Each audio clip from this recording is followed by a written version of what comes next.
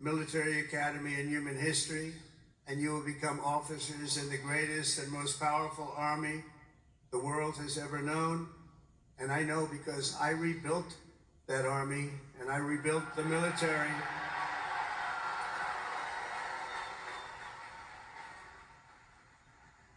And we rebuilt it like nobody has ever rebuilt it before in my first term.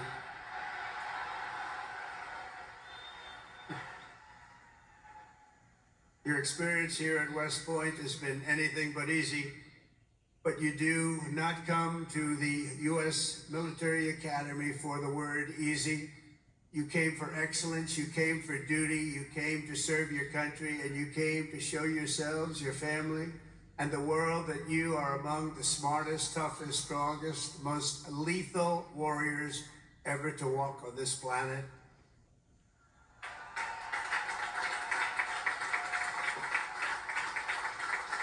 Looking out at all of you today, I can proudly say, mission accomplished. Great job.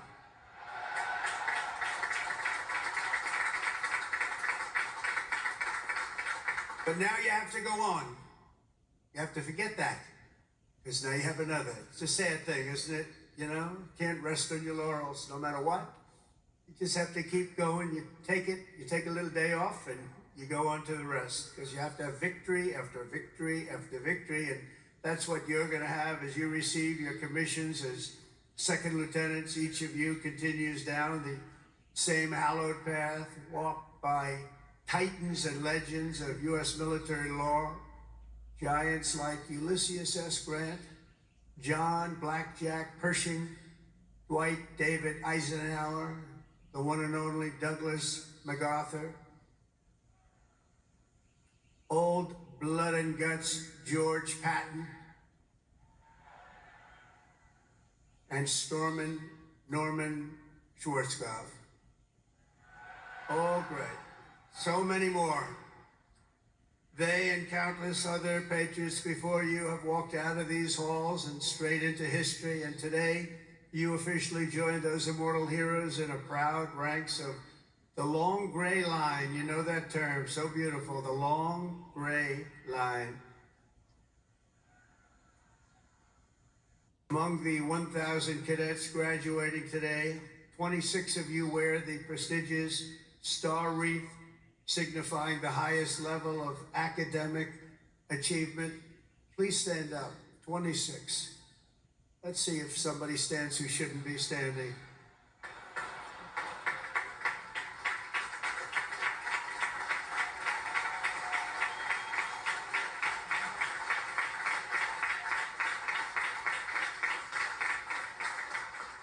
Congratulations, that's a big honor. This class includes an incredible 4 Rhodes Scholars. Stand up, please, 4.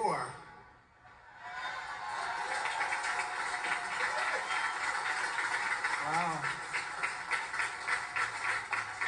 That's tied for the most of any West Point class since 1959. That's great, 4. Congratulations. Boy, oh boy, oh boy. I want to bring them right to the Oval Office. I don't want to have them go too far away from me. 8 cadets here today took on the challenge of designing their own hypersonic rocket. Oh, we can use you. We're building them right now. You know, we had ours stolen.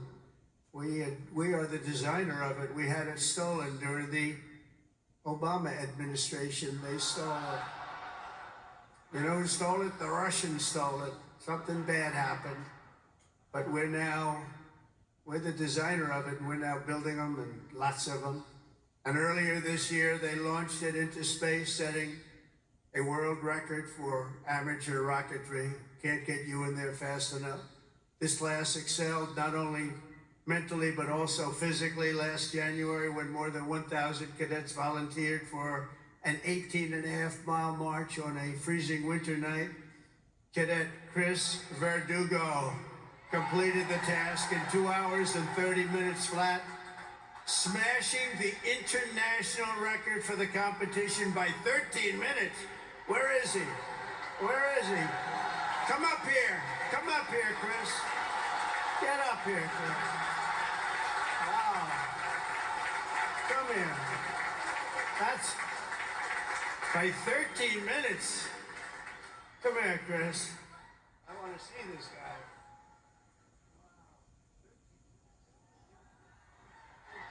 Say something. Come here. Come here.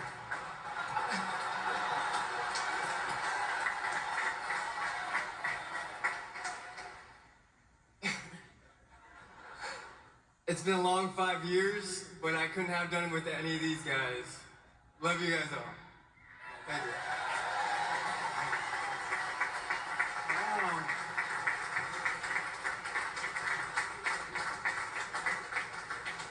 That's great. Keep it going, Chris. That really is a definition of Army strong, isn't it? International. International. This class includes 513 graduates who completed Air Assault School, 70 who completed Airborne School, 8 who made it through the Ultra Elite Army Diver School, among the most difficult and grueling programs anywhere on Earth. That includes the first 2 women in West Point history to complete diver school, cadets Megan Cooper and Clara Sable. Where are you? Stand up.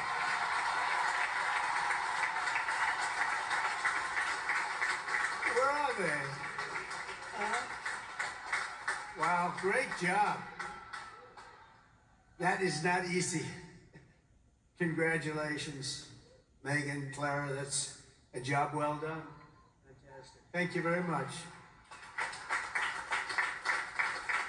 Some of you achieved a different kind of distinction here at the Academy, including 7 century men who completed 100 hours of marching for disciplinary, infraction. No, don't tell me I'm doing this.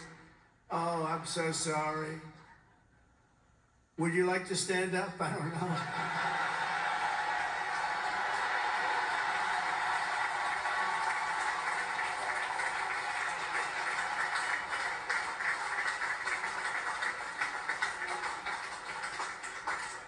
I think I saw Chris standing up. Chris, what's going on here? Well, you had one good, one not so good, right, Chris? Can't believe Chris is standing up. But we want everyone to leave here today, Chris, so you're going to be okay, because I'm going to do something with a clean slate. So in keeping with tradition, I hereby pardon all cadets on restriction for minor conduct offenses effective immediately. So you're all okay. You're all okay.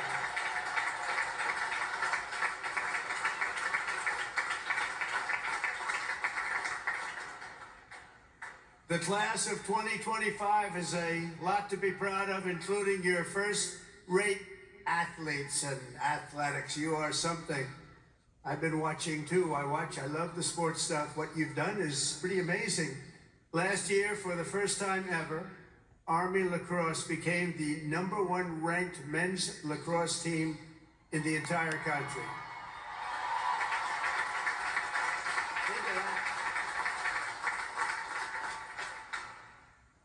Those of you on the team, stand. That's a big honor. Stand.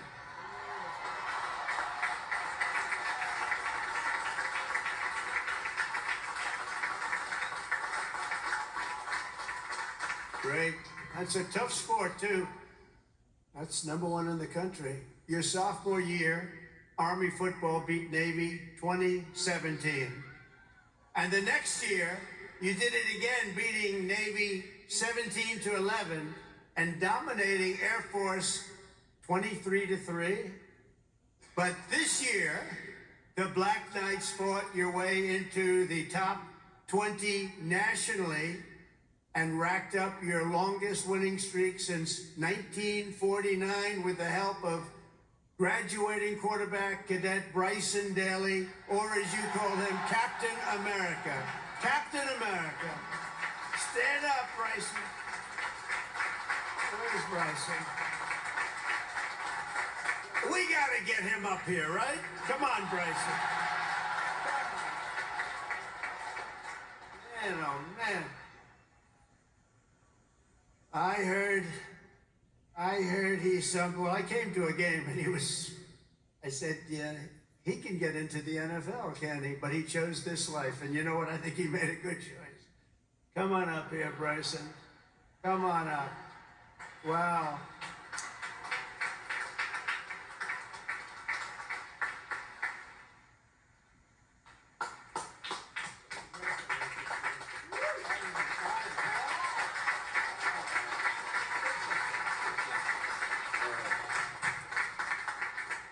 Go Army football. Shout out the Hogs, H4.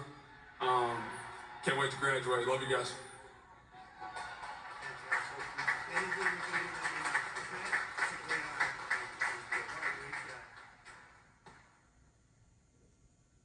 I just tapped his shoulder. It's like I hit a piece of steel.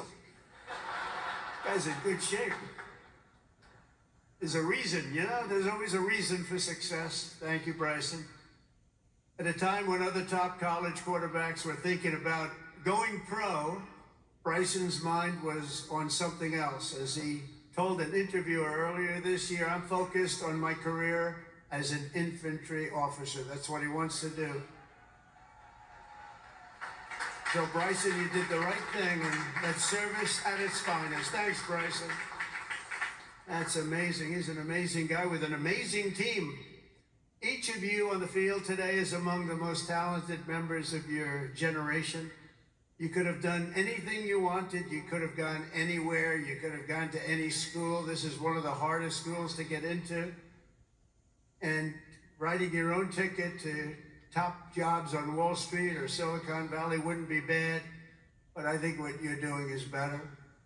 Instead of sports teams and spreadsheets and software, you chose a life of service, very important service, instead of stock options. And I do that stuff. It's sort of boring. Honestly, compared to what you're doing, it's real boring. You chose honor and you chose sacrifice. And instead of business suits, dress shoes, you chose muddy boots and fatigues, keeping yourself in shape. Because West Point cadets don't just have the brightest minds, you also have the bravest hearts and the noblest souls. You're amazing people. I could not be more proud to serve you as your commander-in-chief, and our country is doing well. We've turned it around very quickly. We've turned it around.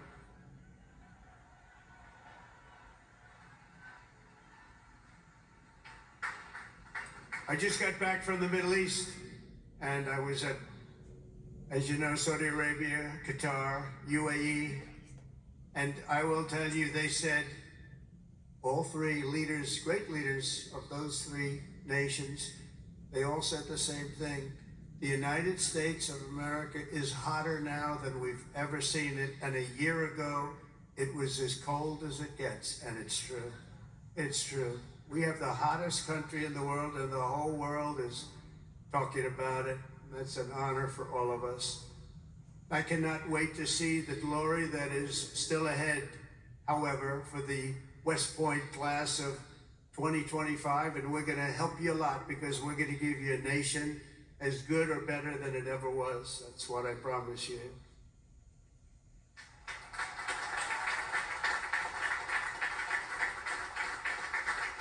All the victories that you've had together on these grounds will soon pale in comparison to the momentous deeds that you'll perform on the mission you're accepting today. And as a future leader of America's Army, and we have that Army geared up, we have ordered, you know, we just went $1 trillion military budget, General. Do you know that? $1 trillion.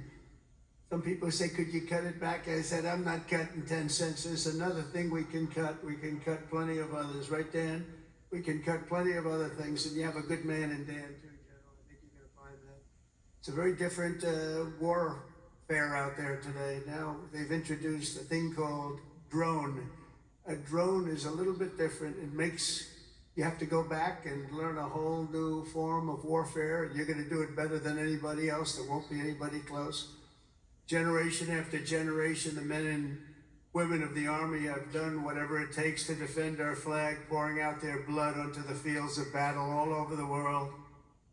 And all over the world, you're respected like nobody is respected. Our soldiers, have sprinted through storms of bullets, clouds of shrapnel, slogged through miles of dirt and oceans of sand, scaled towering cliffs of jagged rock, and time again, the American soldier has charged into the fires of hell and sent the devil racing in full retreat.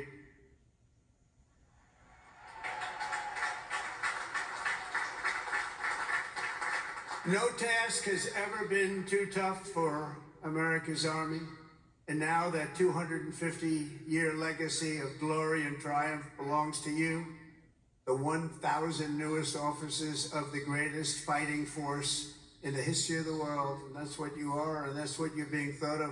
Again, you are the first West Point graduates of the golden age of America. This is the golden age, I tell you. Promise.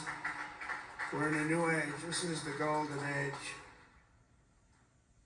And you're going to lead the Army to summits of greatness that has never reached before. And you see that. You see what's happening. You see what's going on in the world. Each of you is entering the officer corps at a defining moment in the Army's history.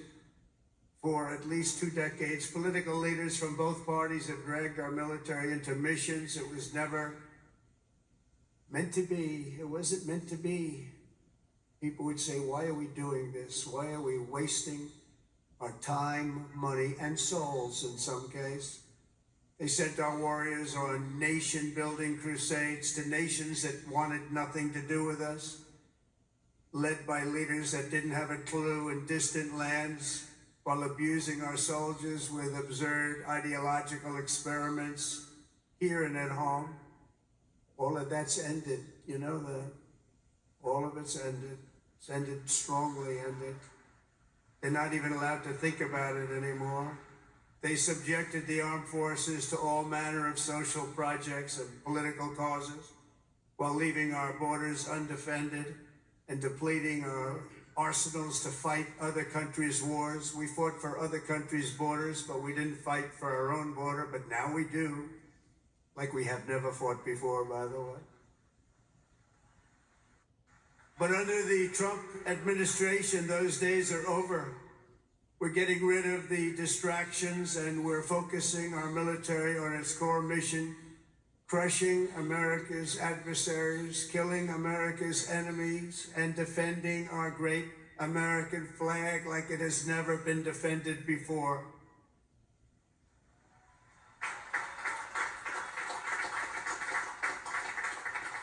The job of the U.S. Armed Forces is not to host drag shows, to transform foreign cultures, but to spread democracy to everybody around the world at the point of a gun. The military's job is to dominate any foe and annihilate any threat to America anywhere, anytime, and any place.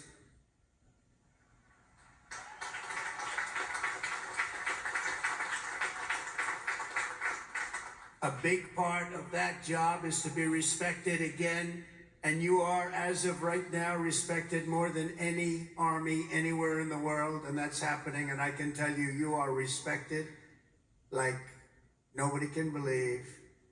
As president, I am laser focused on our core national interests. My preference will always be to make peace and to seek partnership, even with countries where our differences may be profound. As you know, we're working on a lot of things right now. When I left office 4 years ago, we had no wars, we had no problems.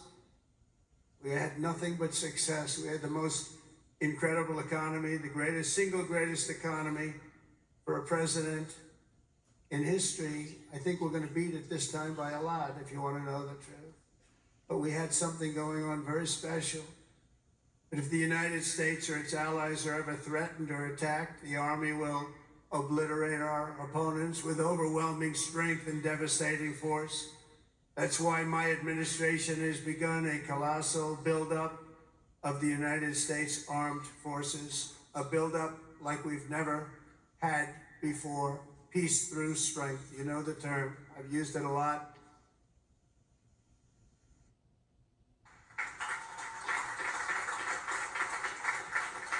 Because as much as you want to fight, I'd rather do it without having to fight. I just want to look at them and have them fold. That's happening. That's happening. And I've approved a $1 trillion investment, and that will be, again, the largest ever in the history of our country. And we are buying you new airplanes, brand new, beautiful planes, redesigned planes, brand new planes, totally stealth planes. I hope they're stealth. I don't know. That whole stealth thing, I'm sort of wondering. You mean if we shape a wing this way, they don't see it, but the other way they see it? I'm not so sure. But that's what they tell me. We have the best tanks anywhere in the world. We're going to start shipbuilding again. We're going to start ship. We used to build a ship a day. Now we don't build them anymore. We had a lot of people that didn't know much about getting things built, but that's all I've done in my life is build. We're going to have the best missiles. We already do. Drones and much, much more. And earlier this week, I think you'll like this, I announced that we are officially building all in America, made in America, designed in America. We're the only ones that could do it because we're the only ones with the great technology.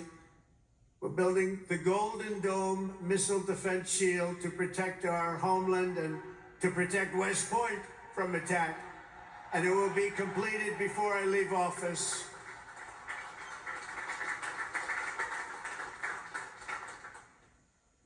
And you know, you wouldn't think this, but our enemies are very unhappy about it. You've been hearing, you've been reading. Why are they doing that? Why? Well, we're doing it because we want to be around for a long time. That's why we're doing it.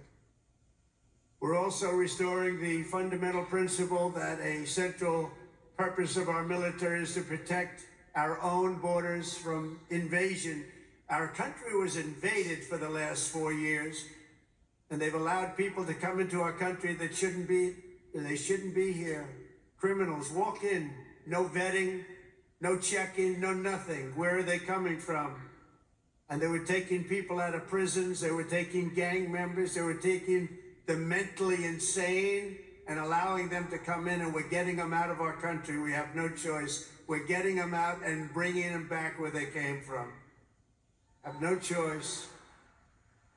And it's not easy. It's not easy. But hopefully the courts will allow us to continue. You know, we had the greatest election